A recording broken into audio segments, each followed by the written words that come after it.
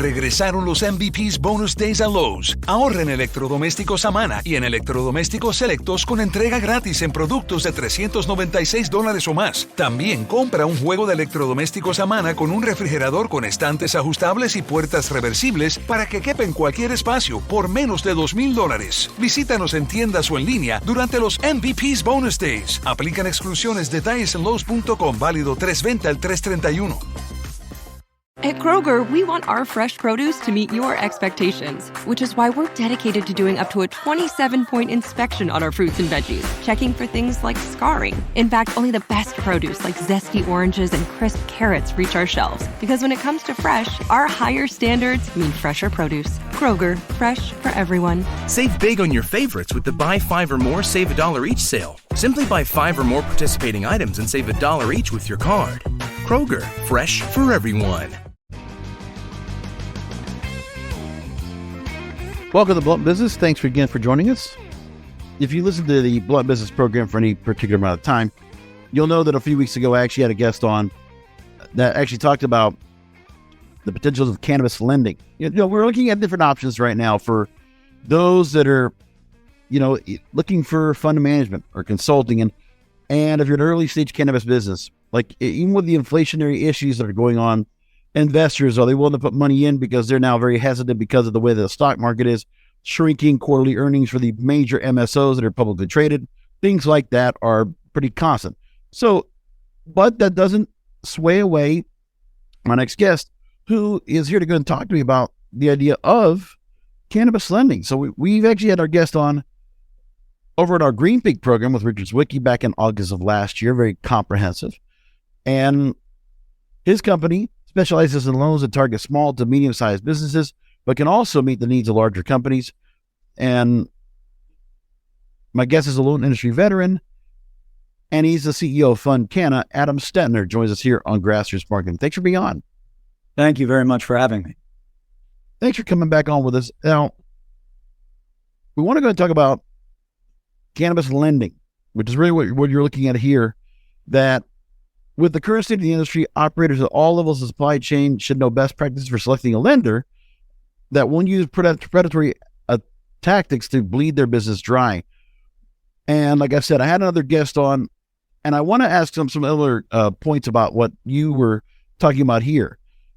First of all, what is it about the fact that you think that now is a good time for lending as opposed to seeking out investment? So there's always opportunity for both equity and debt in all business, not just cannabis, but cannabis in that regard is no different. Equity is terrific if it's strategic. So the reason I say that is equity, in my mind, it's always been this way. It's the most expensive capital you can get, because once you bring equity on, someone, whoever your investor is, they own a piece of your business. Now, depending on how much they put in and the valuation of the company dictates how much you're diluting yourself. But there really isn't a good way to get that back. And so when equity is strategic, I think it plays a great role. I've started a number of companies myself. I've always leveraged both equity and debt. So the only reason I bring that up is because I want to make sure that people listening to us realize I practice what I preach. I believe in equity. I believe in debt. So equity has its place. But equity is great when you're starting out, when you've got an idea, or if you've reached a milestone where there's a big bump in valuation, and bringing that equity in is a measured dilution to you as the operator. But equity should not be used to operate the business. It should not be used to grow the business, because otherwise you're on this hamster wheel of dilution, and that's brutal. And the other thing is equity, you get these periods of feast or famine. When something is popular or people rush in, like you look less driven by economy for a moment, although economy affects equity investment. But you look at fad. So when cannabis became legal, let's say in California early, there was what everyone called the green rush. People came running in. They all wanted to invest. They all thought it would be easy, and they all thought they would make it tons of money. And I'm not speaking about the operators. I'm talking about equity investors. Right. They realize that, like any other industry that's in an early stage, we're going to get kicked around. We're going to deal with, I'll say, hurdles, but in some cases it's like climbing mountains. And then they fatigue. And the person that was supposed to be your partner and there for you, they change their mind. And now they own a piece of the business, and they're a mosquito in your ear at best, giving you a hard time about not hitting the goals or not making projections. I can tell you, I have somebody that been actively seeking investors for years for a platform he has. All the times he's had people that have come and gone, making promises they'll invest. When they do, and then they become a bad actor, and they're like, oh my God, I should not have this investment money in my hands because of the reputation of the person I got the investment from. Right. All those things are coming into play. And that's there is a risk coming with investments because, again, you're putting your reputation along with those investing in you. Plus, what kind of faith or what kind of patience are they going to have to see a return? They're all going to come in, like you said, with the risk, that green rush kind of feel. They also know that there are those that have squandered that money. I mean, I just had a guest on earlier today talking about, oh yeah, they got the investment money, now we're riding around in a Ferrari. Okay, we know what they're doing with the money. Right. But now, let's talk about lending itself, because obviously there's risk in both, but the difference between revenue-linked financing and asset-based. So there were a couple of ideas where you had cannabis businesses that could use their assets, they could use those as collateral for a loan, and there were those that were just using the valuation of the company for a loan. So revenue-linked financing. And just to reiterate what I mentioned on there, so if a business already owns a property or a building, for example, it has substantial stockpiles of equipment, the assets can be utilized to take out a loan against the value of these assets. They are classified as real estate or equipment loans. The other possibility is revenue-linked financing or a line of credit, and it's linked to accounts receivable and generally used for things like inventory and new hires. The rates are higher normally and than an asset bank loan, but if the business defaults, there are no assets to seize. Obviously, we're seeing the areas where people are that there are lenders that are willing to go and take that risk on the short term, knowing it's a gamble. But what do you say about those two options? So I think you've really mentioned, inclusive of equity, you've mentioned three different categories, right? Okay. So you've got equity, and then you've got debt, and you've bifurcated or split the debt into two components. One asset-backed, and the other is either cash flow or revenue-based. The reality is there's room for all three. There are pros and cons to all three, but almost every business that has been successful leverages all three. There isn't one necessarily to stay away from. It's more a question of it's a question of pausing and reflecting on what am I trying to achieve and what are the pros and cons of the options associated with the funds that enable me to achieve it. Mm-hmm. And then selecting the right source of capital. So if you're buying a piece of equipment, it makes sense to finance that equipment with equipment lease or equipment finance and that form of debt. If you're buying a building, it makes sense to take a mortgage. And if you can't get a traditional mortgage, there's no problem with having a non-bank source of money take a lien on the real estate and provide you with the capital that enables you to buy that building or that piece of land. All of that is great. And just like if you're trying to finance purchase from a vendor or your own receivables, there's no issue with taking debt there and using your cash flow to service that debt. The question really is, what are you trying to achieve and how are you going to go about doing it? But there isn't really a business around that operates only on their own cash flow without leveraging equity and debt. We can look at public markets, companies like Google and Apple, flush with cash. Apple has more money than most countries. They still borrow. Yeah. And why is that? Because they can, and it makes sense for their model. And so you look even at FundCanna, I brought in equity and I brought in debt. And I use those differently, but in both cases, I use them strategically. The company I had before this, same story. So to answer your question more directly, the two types of debt. I think the cons, or I guess the drawbacks associated with the equipment is if you miss a payment, you have to be very aware of the structure of your financing. What are the what ifs, and how will those be exercised? So you always want to check, and I say this without bias.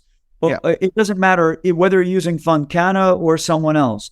Read the agreement and don't be afraid to ask the source of your debt.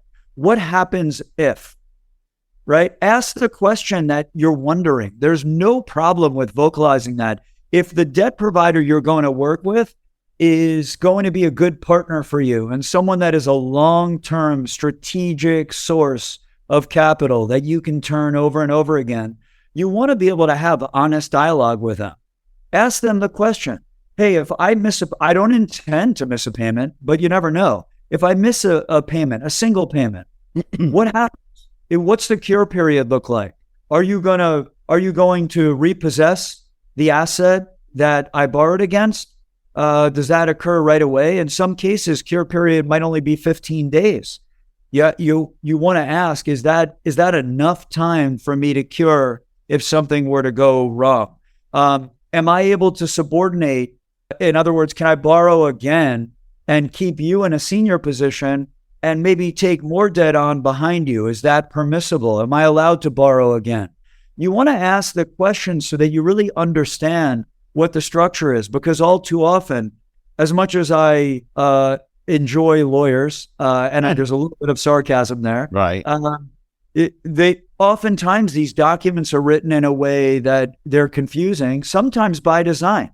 So there's no problem in asking the question, getting the plain spoken answer, and then referring to the document to take the dialogue and match it up against what you see. You always want to do that regardless of the type of debt. Now, just going to the cash flow or the revenue-based financing that you've referenced, I find that that's really where we'll do asset-backed in some scenarios. But the majority of the time, we focused on revenue because it's again, thinking plainly here from my perspective.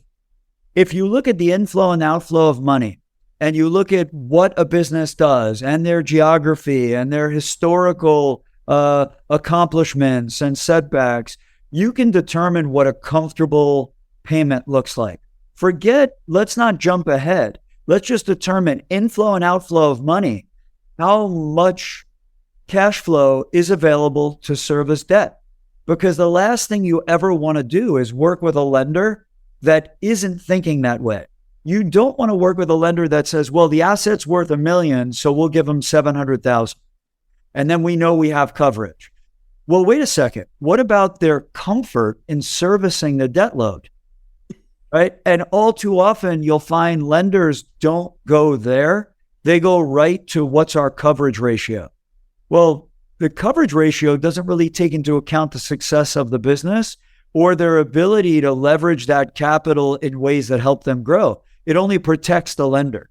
So I think as borrowers, you want to look at all three sources. You want to look at equity when it's strategic and the timing is right. You want to look at asset-backed debt when it makes sense and when you understand the terms. And you want to look at revenue or cash flow-based funding as well. It's usually most readily available. It's the fastest to fund. It can be renewed most frequently, and the terms are usually the most onerous, but you still want to ask questions. And lastly, if I could, one last point on these, no matter who you're working with, to your point, you brought up a very valid point, and I want to make sure it resonates. You want to know who you're working with. You want to know their reputation. You want to know what others have to say about them. And even if it was in a prior life, in other words, if they're now a debt provider for cannabis, but before this, they were in a different industry, what was their reputation in that other industry? Because the last thing you want to do is work with someone that is in exile from what they were doing because they were a bad actor, and now they have a clean slate in whatever it is they're doing now. Usually, my parents always used to tell me, if someone behaves a certain way elsewhere, they've shown their colors, it's only a matter of time before they treat you the same. So always good to know who you're working with. We're going to go to a short commercial break. When we come back, we're going to talk more about cannabis lending and investment here with Adam Stettner. He's the CEO of FundCanna. Website is FundCanna.com. Back after a short break. Rolling into some sponsors, but we'll be right back with more Blunt Business. Welcome back. I'm here with the CEO of FundCanna, Adam Stettner, here on Blunt Business. As I said before we started off, you've been in the loan industry for a long time. You understand that. For my own sake, I'll just say this. We're going to just go into focusing of FundCanna itself as an option for lending. That's what we want to make the point across here. And when it comes to FundCanna, if you want to have the background, the record that precedes itself, let's just put it like this. The track record says that they provide over $6 billion to over 200,000 unique businesses nationwide, have scouted nearly 1 million small business files and their financial records. And you did it. You also lend over $14 billion to individual borrowers in the form of education loans. So you know this. So the questioning about, the reputation that shows for FundCanna and yourself, it's transparent as anything. But now it still comes down to the fact that you make mention of. Personally, I wouldn't want to go ahead and ask for lending if I didn't have the collateral to back it up. Right. I would be afraid of saying I'm cash flow positive. I've seen what that happens with some businesses. You know what? You want to go for it. Listen, as we always hear on the other programs, disclaimers that, any investment always involves risk or loss. Be aware of that before you make an investment. Same thing goes here. And of course, as a lender, you'll make money either way. So if somebody wants to come in and say, hey, can I get a loan? Here's my cash flow positive. Here's my balance sheet. Here's what I have. Here's the kind of revenue that's coming in. You'll take them in. But it's like, what's the rate? What's the percentage of those that are coming in with cash flow needs, that have a cash flow positive status, or those that are coming in for lending with collateral? So I would say the vast majority are not collateralized. Okay. And it's not every operator that owns real estate. It's not, it takes a while to either raise equity so that you can go buy real estate or build your business up to the point where you can afford it.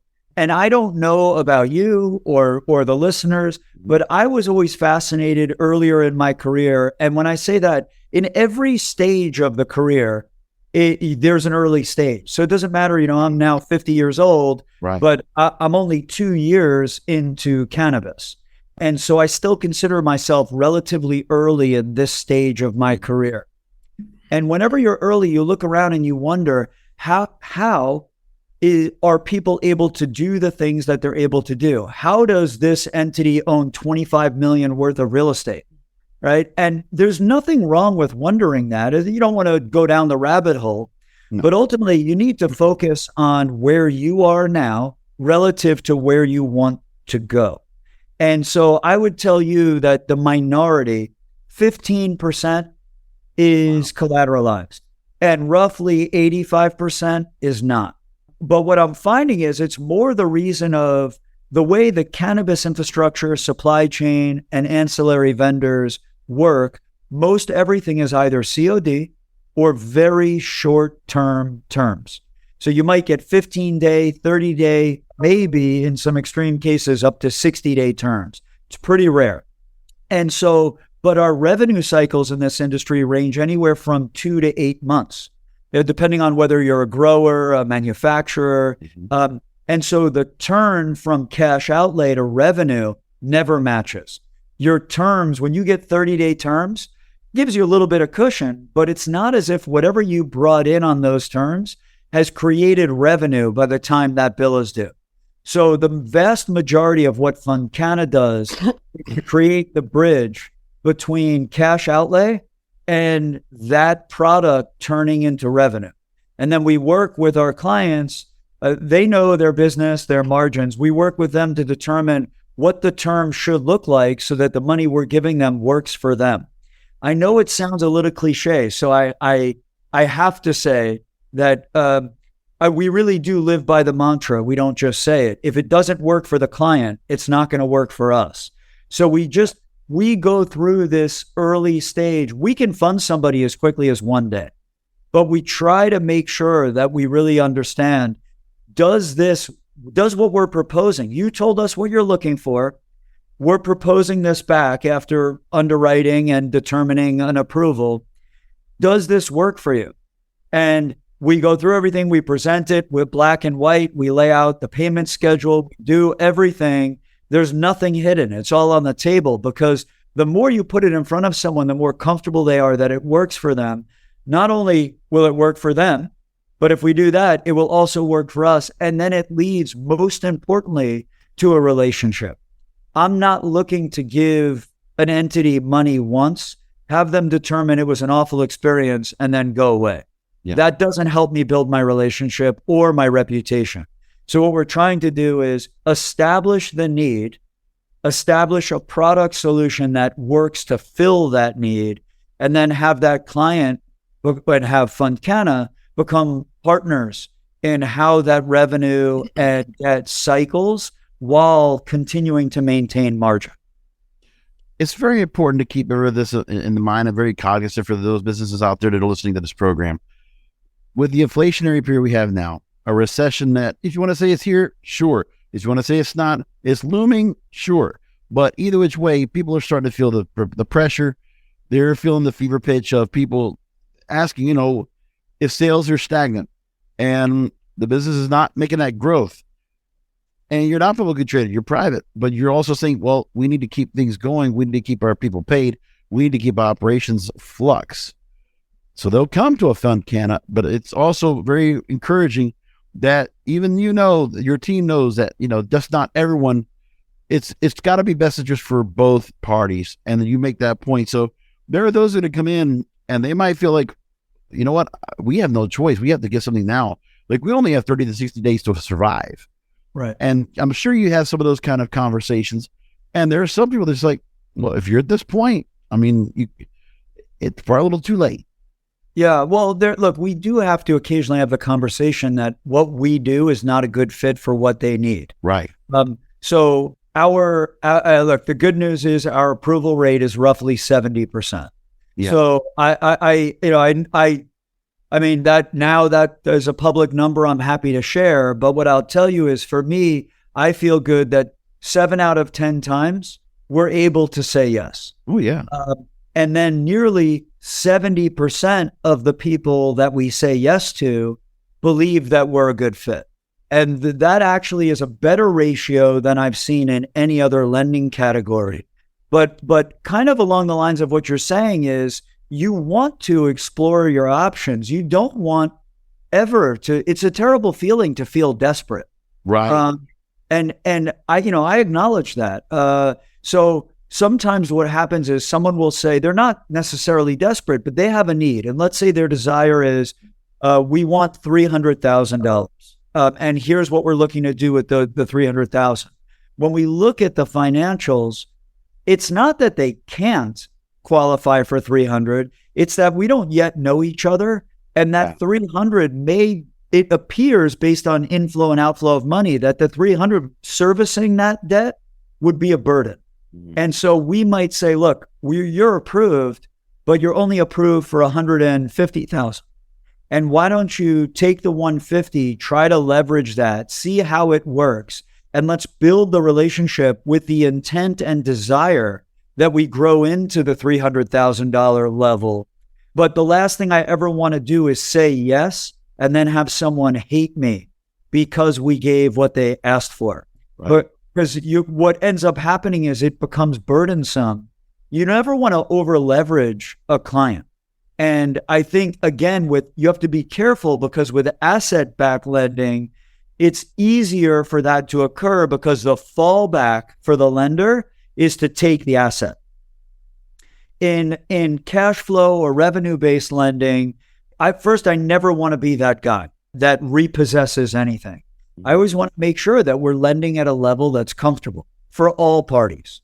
Right. And for business owners, you don't want to over-lever on hopes or dreams.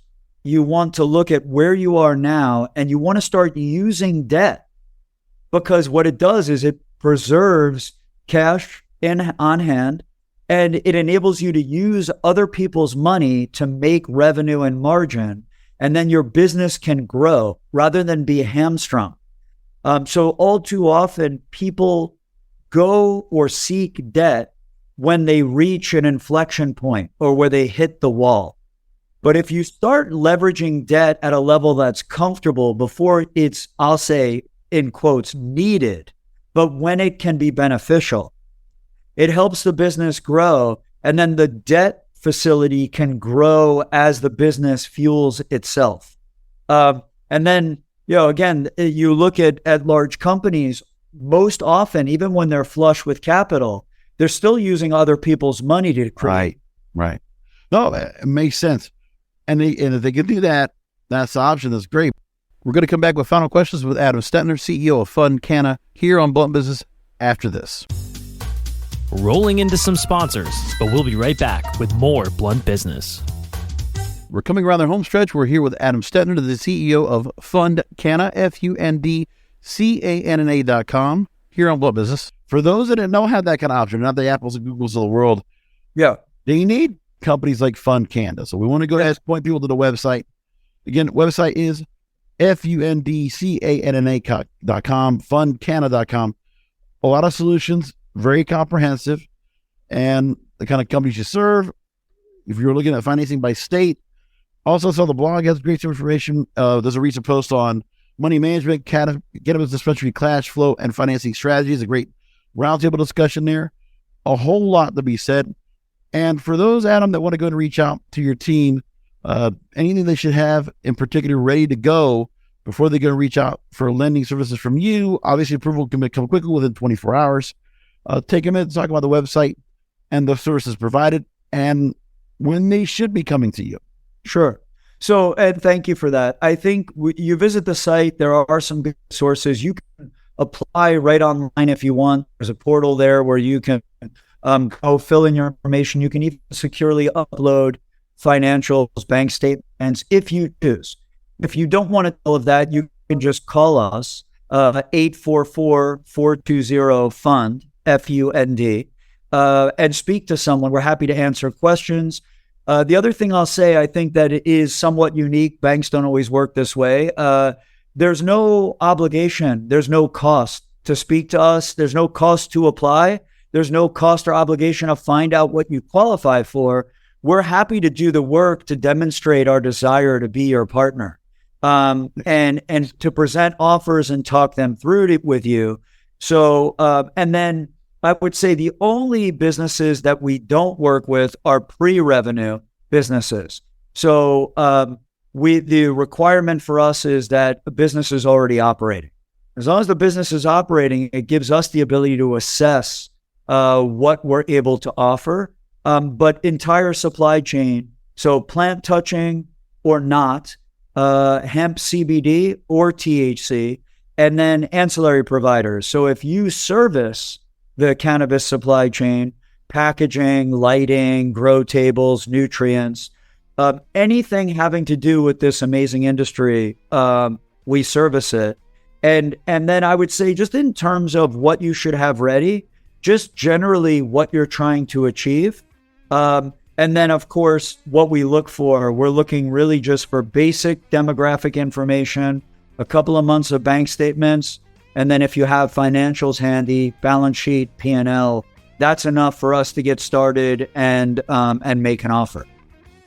Thanks for that last part. I always like to go what parameters you'd like to have up front for when you go and qualify someone for lending or for a loan that they're going to go and offer. You can offer for their from Canada. So FundCanna.com. Adam Stettner, CEO of FundCanna. Thanks for being on with us. Always glad to have you on. You're a great wealth of knowledge, and always like to keep the door open for another chance to continue the conversation. I appreciate it. Thank you very much for having me. Thank you, listeners, for listening to another Blunt Business. We'll talk to you next time.